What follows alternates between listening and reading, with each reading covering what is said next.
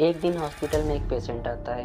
वो बिल्कुल नॉर्मल लग रहा होता है, बट जब नर्स उन्हें देखती है तो नर्स को कुछ ऑफ सा लगता है। पेशेंट का जो बिहेवियर होता है वो सब कुछ नॉर्मल ही था, बट जब नर्स उसे देखती है तो नर्स को लगता है कि कुछ गड़बड़ हो रही है, कुछ तो मिसिंग है। उसने तुरंत अपने सीनियर डॉक्टर को बुलाया और डॉक्टर से कहा, डॉक्टर मुझको इस पेशेंट में कुछ गड़बड़ लग रही है, मुझको लग रहा है कि इसके साथ कुछ गड़बड़ होने वाली है, इनका तुरंत चेकअप करवाना चाहिए। डॉक्टर ने उस नर्स की बात मानी और उस पेशेंट को तुरंत चेकअप के लिए पहुंचा दिया।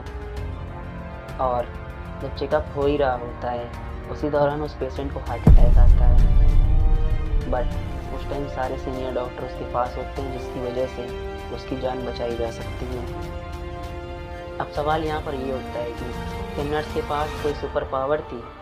क्या वो पेशेंट का माइंड रीड कर सकती थी? नहीं। इसका जवाब मिलता है हमें एटॉमिक हैबिट में।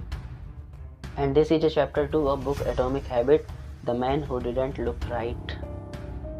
नर्स ने एक हैबिट डेवलप की थी। वो जब भी किसी पेशेंट को देखा करती थी तो उनके फिजिकल साइंस को, उनके सांस लेने के तरीके को, उनकी स्किन के कलर को, इवन उनकी बॉडी लैंग्वेज को भी वो नोटिस किया करती थी। इसी छोटी सी ऑब्जर्वेशन की हैबिट के कारण ही उस नर्स ने उस पेशेंट के उन सब्टल चेंजेस को स्पॉट किए जो और किसी ने भी नहीं किए थे। एटॉमिक हैबिट्स भी हमें ये बताता है कि जो हमारी छोटी छोटी हैबिट्स होती हैं वो कहीं ना कहीं हमारी आइडेंटिटी बन जाती हैं। जैसे जो नर्स ने अपनी आइडेंटिटी बनाई थी उसने अपने काम के थ्रू बनाई थी। वो अपने काम की इतनी बार प्रैक्टिस करती थी कि उसका सबकॉन्शियस माइंड उसे सिग्नल देने लगा था, जिसकी वजह से ही उसने ये डिसीजन ले पाया था। Now moral of the story, small habits big impact.